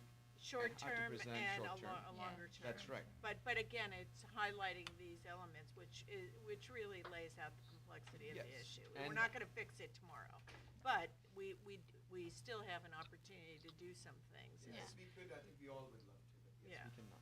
And it's going to continue. But Well, that was what I wanted to. You have a potential option for doing something on the interim Yeah. too. Yeah. Yes. And again, Yes. I'm sensitive to showing progress, and frankly, Yes. you're ramping up staff-wise, and I know Michael's looking at the numbers. I know Hillary's looking at the numbers. You want to make sure that your burn-off rate is that you've got time to wait for the consultant to come back with a report for you. Yeah, in the interim, we need to bring projects in and Yes. fill the coffers. I Yes. get it.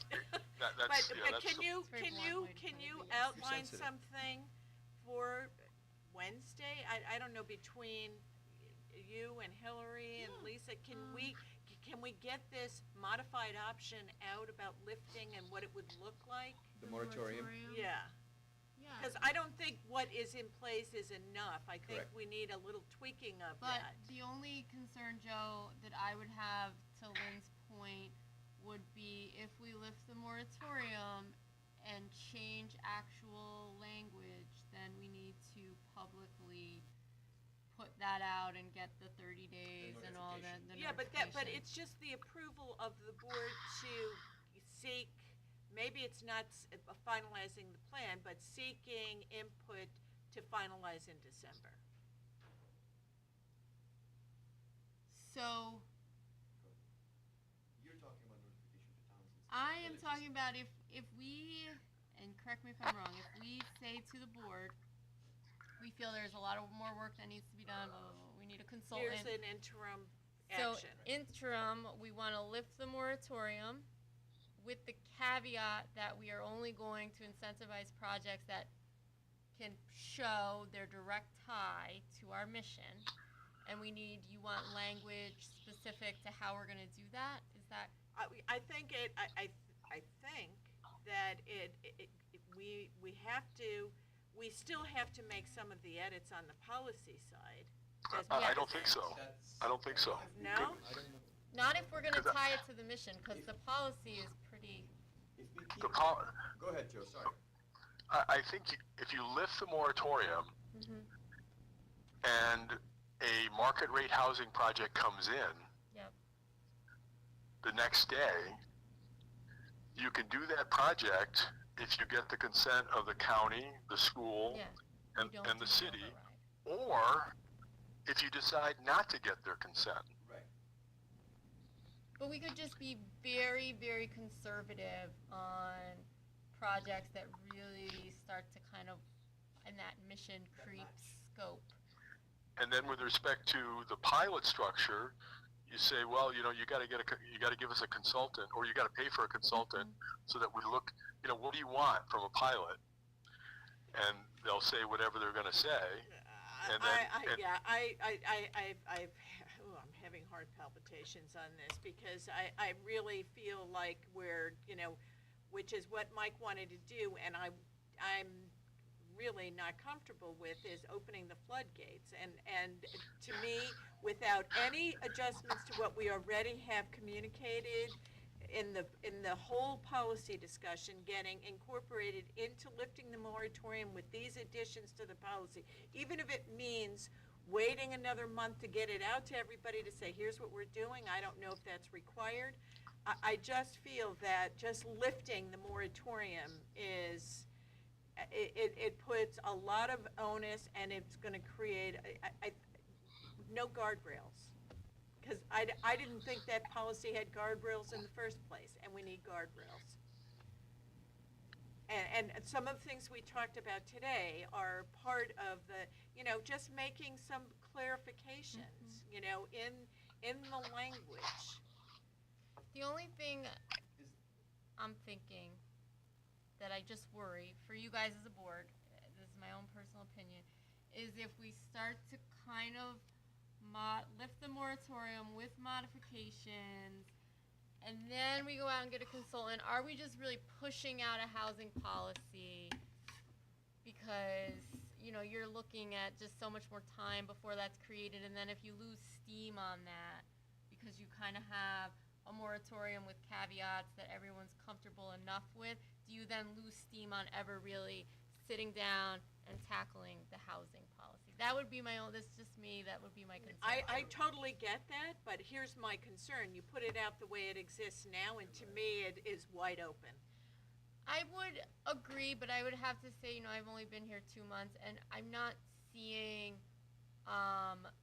housing policy or housing projects beating down our doors. We don't have a long list, so for. Well, but I'm hearing we do. That's not what. Oh, one.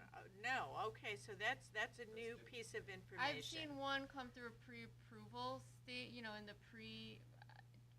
Stop me if I'm wrong, Joe. I only know of one housing that really has any real traction, and it to me is one that would clearly fit in this moratorium lifted or new housing policy.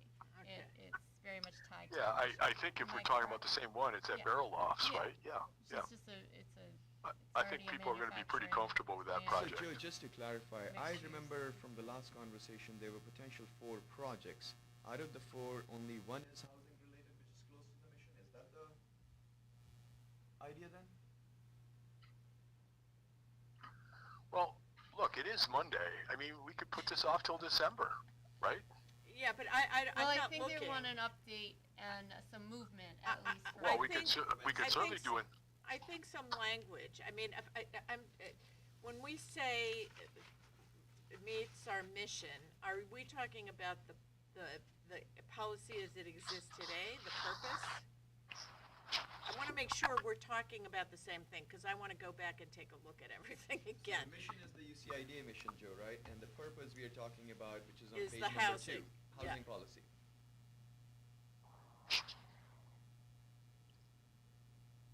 Yeah.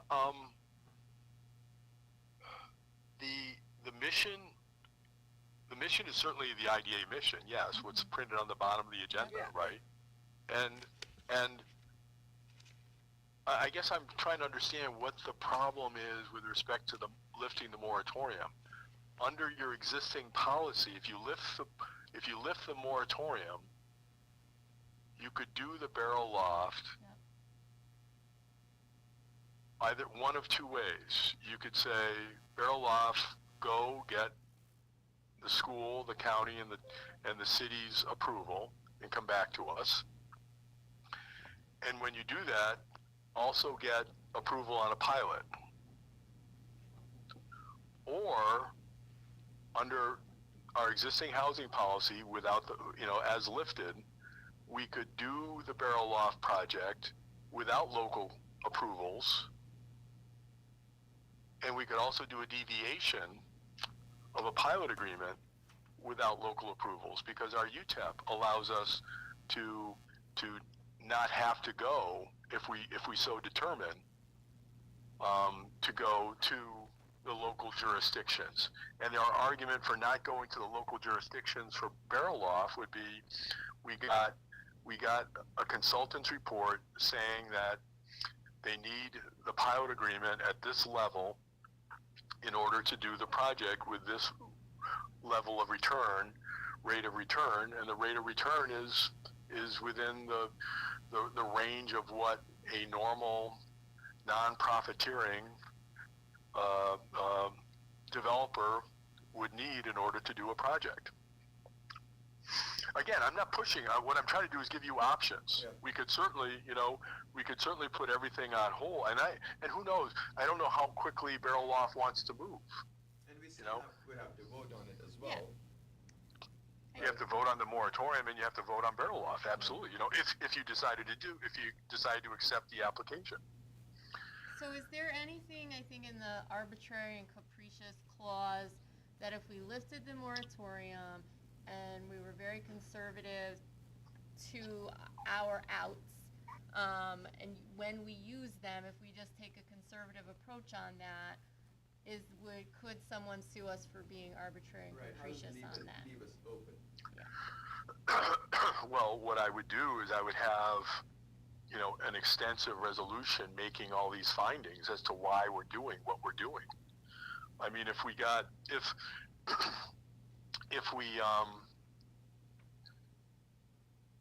lifted the moratorium and didn't adopt a policy for 10 years and treated 50 projects, each one differently, some really nice, some very aggressive, some not so aggressive, and there was no basis for any of those decisions, We'd have problems. then we'd get sued. But if this is a short term, while we're waiting, I mean, we're putting on, well, we're not putting it on hold, we're eliminating the hold during a consultancy period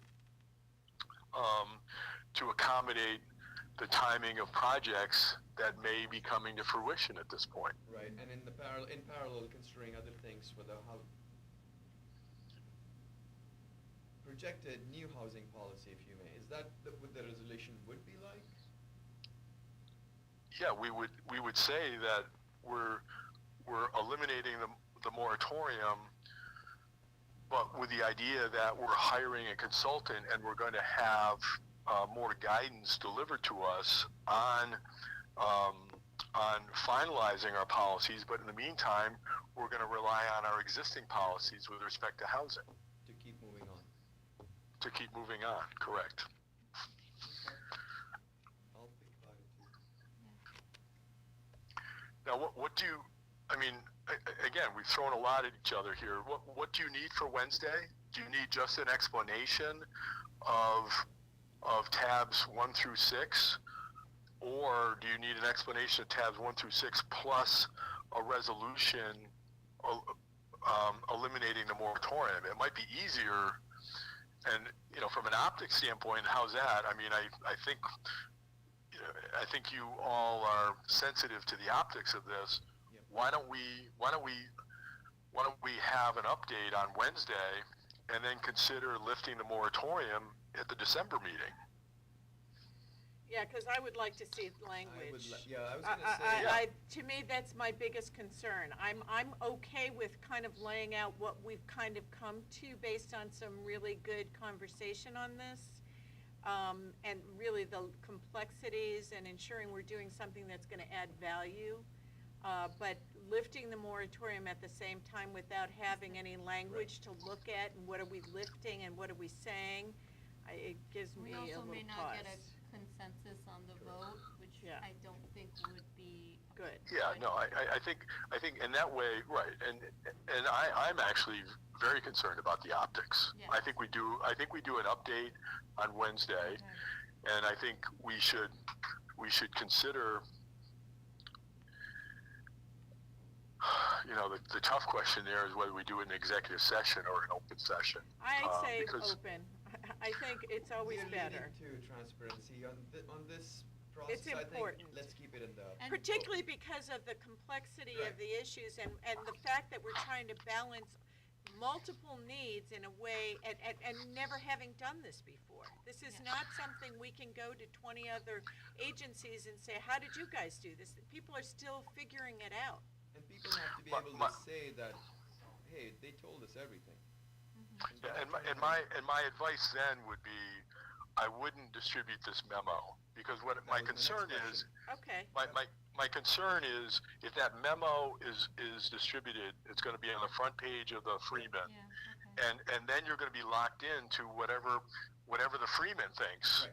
true. you know, our housing policy should be, and we're going to be comparing. If you decide to do something completely different 6 months from now, even with the basis of the support of a blue chip consulting firm, Mhm. you know, you're going to get quote attacked by saying, well, wait a minute, you said you were going to do this over here, you know. Listen, we've already discussed all of this because this governance meeting is a public record.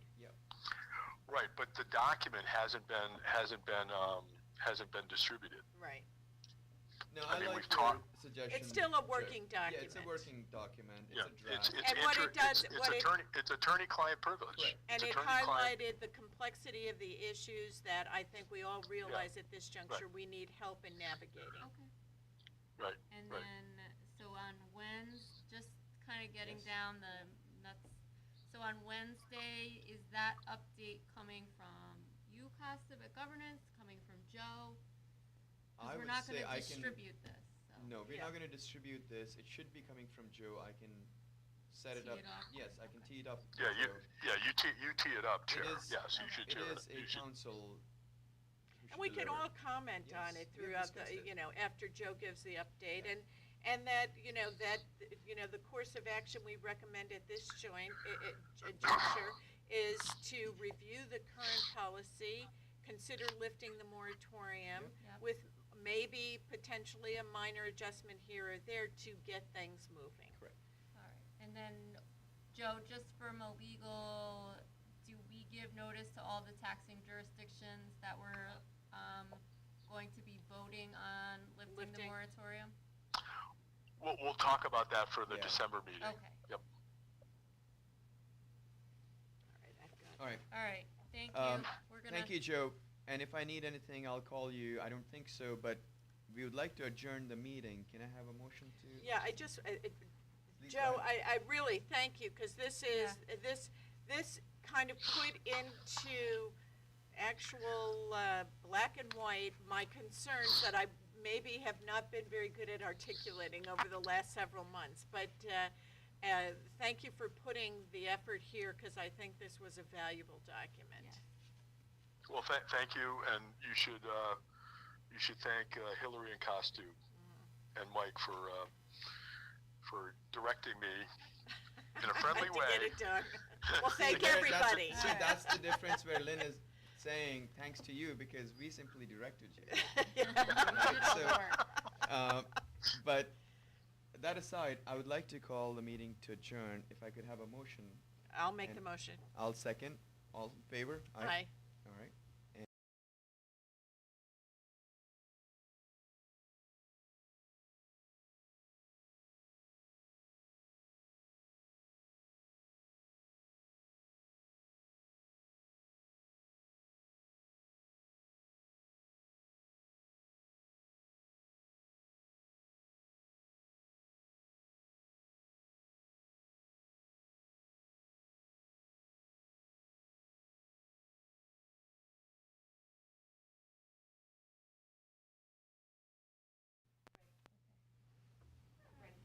right.